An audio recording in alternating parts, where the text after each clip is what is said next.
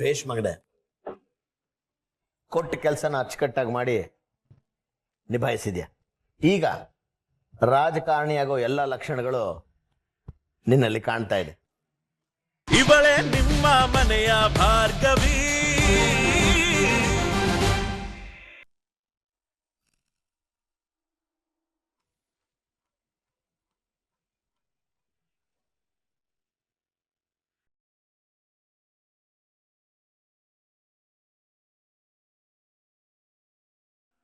ಏನ್ ಶ್ರೀಮಂತ್ರೆ, ಏನಾದ್ರೂ ಬೇಕಿತ್ತಾ?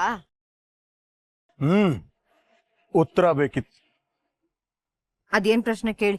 ಅಲ್ಲ, ನಿನ್ನ ಸ್ವಂತ ತಂಗಿ ಮತ್ತು ಅವಳ ಗಂಡ ಇಬ್ರು ಮನೆ ಬಿಟ್ಟು ಹೋಗಿದ್ದಾರೆ. ಅವ್ರ ಬಗ್ಗೆ ನಿಂಗೆ ಸ್ವಲ್ಪನೂ ಕನಿಕರ ಇಲ್ವಲ್ಲ? ಹೌ ಇದೇನು ಅಂತ ಹೀಗೆ ಕೇಳ್ತೀರಾ ಶ್ರೀಮಂತ್ರೆ? ನಾನ್ ಎಷ್ಟು ದುಃಖದಲ್ಲಿದ್ದೀನಿ ಅಂತ ನನಗ್ ಮಾತ್ರ ಗೊತ್ತು. ಮಾವ ಭಾರ್ಗವಿ ಇಬ್ರು ನನ್ 2 ಕಣ್ಗಳಿದ್ದ ಹಾಗೆ.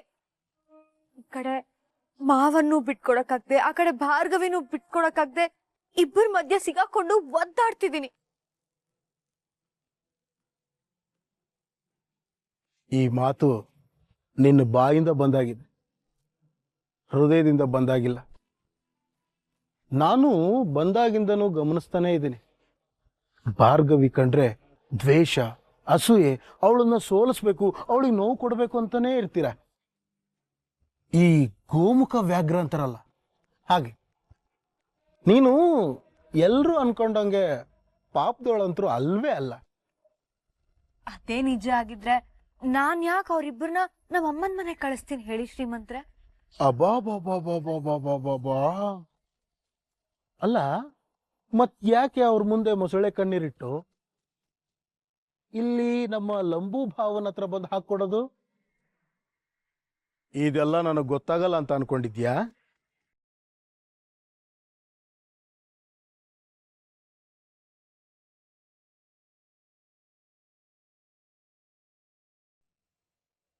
No way. ನೀನು ಮನ್ಸಲ್ಲೇನೋ ಮಾತಾಡ್ಕೊಳ್ತಿದ್ಯಲ್ವಾ? ಯಾಕೆ ಶ್ರೀಮಂತ್ರೆ, ಕಾಮಾಲೆ ಕಣ್ಣಿಗೆ ಕಾಣೋದೆಲ್ಲ ಹಳದಿ ಅನ್ನೋ ಹಾಗೆ ಮಾತಾಡ್ತಿದ್ದೀರಲ್ಲ? ಭಾರ್ಗವಿಗೆ ನನ್ನ ಕಂಡ್ರೆ ಅಷ್ಟಕ್ಕಷ್ಟೆ. ಅದಕ್ಕೆ ಮೋಸ್ಟ್ಲಿ ನಿಮ್ಗೂ ಹೀಗೆ ಅನ್ಸ್ತಾ ಇದೆ ಅನ್ಸುತ್ತೆ. ಹೋಗ್ಲಿ ಬಿಡಿ. ಹಲೋ, ಇದು ನನ್ನ ಪ್ರಶ್ನೆಗೆ ಉತ್ತರ ಅಲ್ಲ. ಭಾವನ ಹತ್ರ ಯಾಕೆ ಹೇಳ್ದೆ ಅದನ್ನ ಮೊದಲು ಹೇಳು.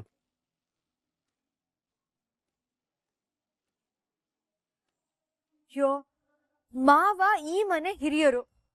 ಅವ್ರ ಮಗ ಸೊಸೆ ಎಲ್ಲಿದ್ದಾರೆ ಅನ್ನೋದು ಅವ್ರಿಗೆ ಗೊತ್ತಿರೋದ್ ಬೇಡವಾ? ಅದಕ್ಕೆ ಹೇಳಿದ್ದು. ಅಲ್ಲಿ ಭಾರ್ಗವಿ ಏನಾದ್ರೂ ಎಡವಟ್ ಮಾಡಿದ್ರೆ ಅದು ಡೈರೆಕ್ಟ್ ಆಗಿ ನನ್ನ ಚರಣ್ ಸಂಸಾರಕ್ಕೆ ಎಫೆಕ್ಟ್ ಆಗುತ್ತೆ ಶ್ರೀಮಂತ್ರೆ. ಕೊನೆಲಿ ಮಾವ ಬೈಯೋದು, ಮನೆಯಿಂದ ಆಚೆ ಹಾಕೋದು ನನ್ನನ್ನೇ ಅಲ್ವಾ? ಹಾಗಂತ ಮಾವ ಇಲ್ಲಿ ತಗೊಳ್ಳೋ ನಿರ್ಧಾರದಿಂದ ಪಾಪ ಭಾರ್ಗವಿಗಲ್ಲಿ ಕಷ್ಟ ಜಾಸ್ತಿ ಆಗತ್ತೆ. ಇವರಿಬ್ಬರ ಮಧ್ಯ ಸಿಕ್ಕಾಕೊಂಡು ಬಡವಾಗೋದು ನಾನು.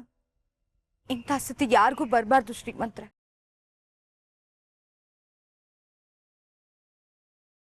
ನೀವೇನು ಚಿಂತೆ ಮಾಡ್ಬಿಡಿ. ಮಾವನ್ ಕೋಪ ತಣ್ಣಗ ಹಾಕ್ತಿದ್ದ ಹಾಗೇನೆ ಅರ್ಜುನ್ ಭಾರ್ಗವಿನ ವಾಪಸ್ ಮನೆಗೆ ಕರ್ಸೋ ಜವಾಬ್ದಾರಿ ನಂದು. ಓಕೆನಾ? ನಿನ್ನ ಮಾತು ನಿಜ ಆದ್ಮೇಲೆ ನಾನ್ ನಂಬ್ತೀನಿ. ಇಲ್ಲಿ ಯಾರು ಕುರಿ ತರ ವೇಷ ಹಾಕೊಂಡಿರೋ ನರಿ ಅಂತ ಗುರ್ತಿಡಿಯೋದು ಸ್ವಲ್ಪ ಕಷ್ಟ ಆಗ್ತಿದೆ. ಆದ್ರೆ ಒಂದಲ್ಲ ಒಂದಿನ ಬಣ್ಣ ಬಯಲಾಗ್ಲೇಬೇಕು.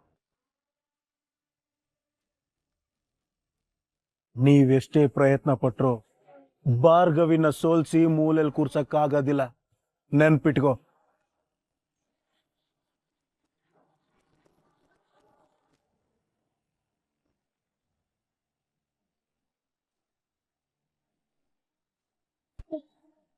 ಈ ಭಾರ್ಗವಿಯಿಂದಾಗಿ ಈ ಕೋಡಂಗಿ ಮಾತೆಲ್ಲ ಕೇಳೋ ಹಂಗಾಗಿದೆ ನನಗೆ.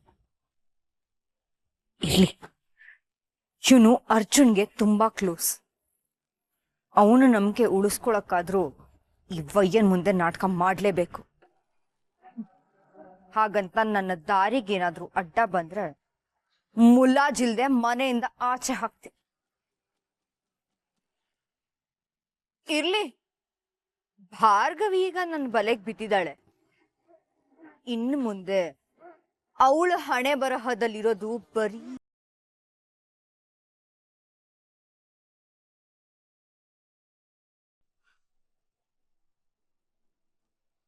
ಏನಾಯ್ತಪ್ಪ ಮಗು, ಆರಾಮಾಗಿದೀಯಾ? ಗಾಬರಿ ಆಗುವಂಥದ್ದೇನೂ ಇಲ್ಲ. ನಂದು ಮಗುದು ಒಂದೇ ಬ್ಲಡ್ ಗ್ರೂಪ್ ಆಗಿತ್ತಲ್ಲ, ನಾನೇ ಬ್ಲಡ್ ಕೊಟ್ಟು ಬಂದಿದ್ದೀನಿ. ಸರ್ಜರಿ ನಡೀತಾ ಇದೆ. ಖರ್ಚು ಅದೆಷ್ಟೇ ಆದರೂ ನಾನು ನೋಡ್ಕೋತೀನಿ. ಪಾಪ ಆ ಮಗು ಹುಷಾರಾದ್ರೆ ಸಾಕು. ಖಂಡಿತ ಮಗು ಉಳಿಯುತ್ತೆ. ನೀನಿಷ್ಟೊಳ್ಳೆಯವನು ಅಂತ ಗೊತ್ತೇ ಇರಲಿಲ್ಲ ಕಣಪ್ಪ.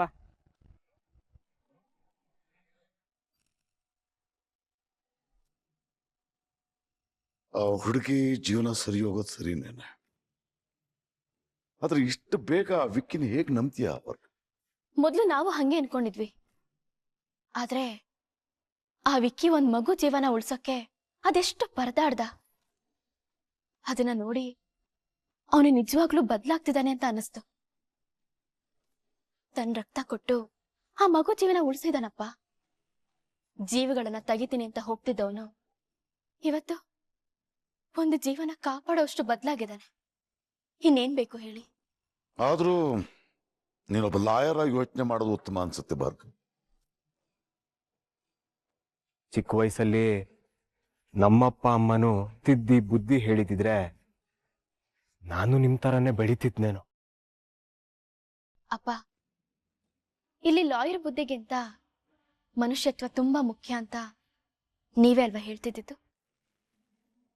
ಎಲ್ರಿಗೂ ತನ್ನ ಜೀವನದಲ್ಲಿ ಬದಲಾಗೋಕೆ ಒಂದು ಅವಕಾಶ ಕೊಡ್ಬೇಕು. ಅವ್ರು ಬದಲಾಗ್ತಿದ್ದಾರೆ ಅಂದಾಗ ಅದನ್ನ ಪ್ರೋತ್ಸಾಹಿಸ್ಬೇಕು ಅಲ್ವಾ ಅಪ್ಪ? ಸರಿ, ನಿನಗ ಸರಿ ಅನ್ಸುತ್ತೆ ಮಾಡೋ ಹಾಗೆ. ಆದ್ರೆ ಒಂದು ಎಚ್ಚರಿಕೆ ಬಿಟ್ಟೆ, ಆ ಶಕ್ತಿ ಪ್ರಸಾದ್ ಮನೆಯವರಿದಾರಲ್ಲ, ವಿಷಯ ಚಿಂತ್ಕೊಂಡು ರಾಜಕೀಯ ಬುದ್ಧಿಯವರು ಸನ್ನಿವೇಶಕ್ಕೋಸ್ಕರ ಯಾವಾಗ ಬೇಕಾದ್ರೂ ಏನ್ ನಾಟಕ ಬೇಕಾದ್ರೂ ಆಡ್ತಾರೆ. ಈ ಎಚ್ಚರಿಕೆ ನಿನ್ಗಿರ್ಲಿ, ಹುಷಾರ್.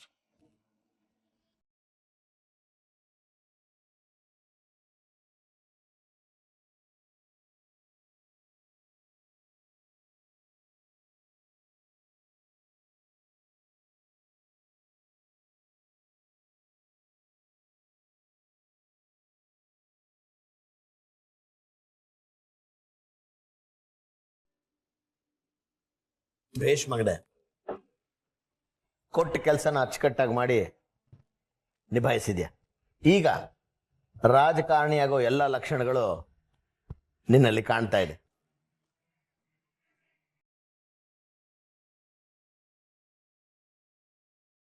ಎಸ್ ವಿಕ್ಕಿ, ಇವತ್ತು ನೀನ್ ನನ್ ಕಣ್ಣಿಗೆ ಬರೀ ನನ್ ತಮ್ಮ ಅಲ್ಲ, ನಮ್ ಪಾಲಿಗೆ ಹೀರೋ ಆಗಿ ಕಾಣ್ತಿದೀಯ.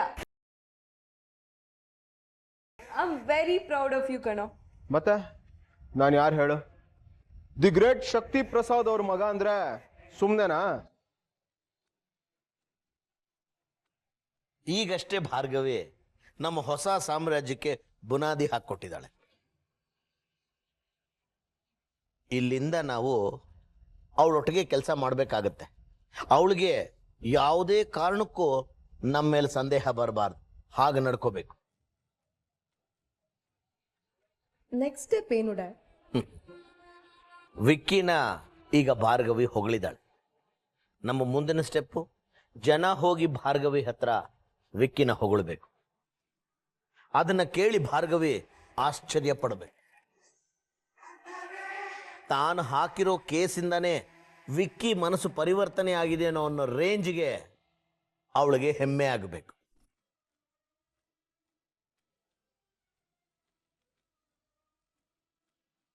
ಹಾಗಾಗೋಕೆ ನೀನು ಪ್ರತಿದಿನ ಎಲ್ರ ಕಣ್ಗೂ ಒಳ್ಳೆಯವನಾಗಿ ಕಾಣೋಕೆ ಒಳ್ಳೆ ಕೆಲಸನ ಮಾಡಕ್ ಶುರು ಮಾಡಬೇಕು.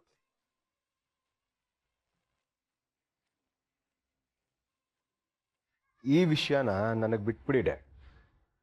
ನಿಮ್ಮ ಗೆಲುವು ನನ್ನ ಜವಾಬ್ದಾರಿ. ನೀವು ನನ್ನನ್ನು ನಂಬಿ ಕೊಟ್ಟಿರೋ ಕೆಲಸನ ಕರೆಕ್ಟಾಗಿ ಮಾಡ್ತೀನಿ. ನಿಮ್ಮ ಮಗ ಅಂತ ಹೇಳ್ಕೊಳ್ಳೋಕೆ ನಿಮಗೆ ಹೆಮ್ಮೆ ಆಗಬೇಕು. ಹಾಗೆ ನಡ್ಕೋತೀನಿ.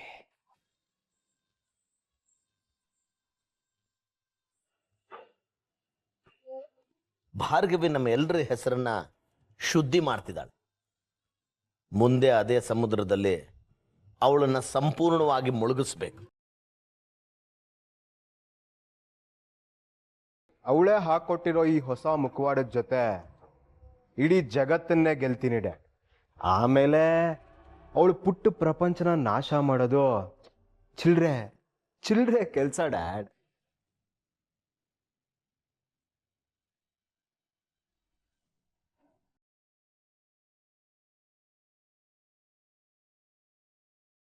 ನಾನ್ ಯಾಕೆ ಆಚೆ ಹೋಗ್ಬೇಕು, ನೀನ್ ಆಚೆ ಹೋಗ್ಬೇಕು. ಮನೆ ಅತಿಥಿಯಾಗಿ ಬಂದೋಳು ನಿನಗೆ ಇಷ್ಟು ಕೊಬ್ಬಿರ್ಬೇಕಾದ್ರೆ ಈ ಕ್ರಿಮಿನಲ್ಗೋಸ್ಕರ ಲಾಯರ್ ಆಗಕ್ಕೆ ಒಪ್ಕೊಂಡ್ಯಾ? ಅವರು ಕ್ರಿಮಿನಲ್ ಅಲ್ಲ, ನನ್ನ ಹೆಂಡತಿ.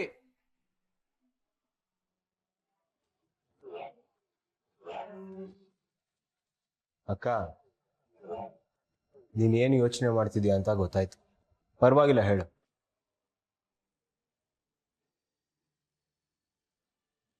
ಅದೇನಿಲ್ಲ, ಕೊನೆಲಿ ಅವಳು ಅರ್ಜುನಿಂದ ದೂರ ಆಗ್ತಾಳಲ್ವಾ ವಿಕ್ಕಿ? ಅವಳು ಪ್ರೀತಿ ಕಳ್ಕೊಂಡಾಗ, ನಮ್ಮ ಪ್ರೀತಿನ ಬೇರೆ ಯಾರೋ ಕಿತ್ಕೊಂಡಾಗ ಆಗೋ ನೋವು ಏನು ಅಂತ ಅವಳಿಗೆ ಅರ್ಥ ಮಾಡಿಸ್ತೀನಿ. ಒಟ್ನಲ್ಲಿ ಭಾರ್ಗವಿ ನಿರ್ನಾಮನೆ ನಮ್ಮ ಮೂಲ ಧ್ಯೇಯ.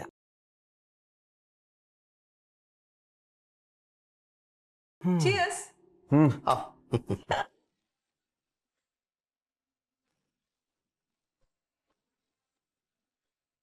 ಫೀಲ್ ಒಂದಿದ್ರೆ ಕೂಲ್ ಡ್ರಿಂಕ್ಸ್ ಕೂಡ ಬಿಯರ್ ಥರನೇ ಅನಿಸ್ತಿದೆ.